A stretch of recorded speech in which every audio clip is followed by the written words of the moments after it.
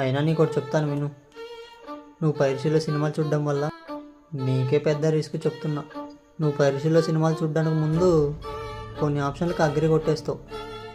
అప్పుడు నీ మొబైల్లో ఉన్న డేటా, చాట్స్ మొత్తం వాళ్ళ దగ్గరికి వెళ్ళిపోతాయి.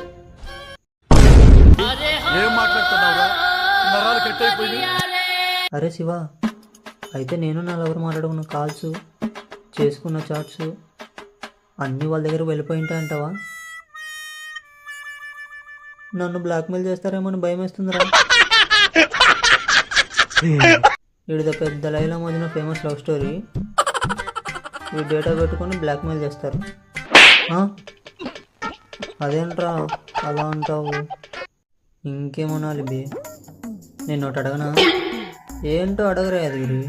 ఇప్పుడు సినిమాలు ఎలా చూడాలో అర్థం కావట్లేదురా. ఎలాగో ఐబొమ్మ వెబ్సైట్ క్లోజ్ చేశారు కదా, ఇంకో వెబ్సైట్ ఏమైనా ఉంటే చెప్తావా?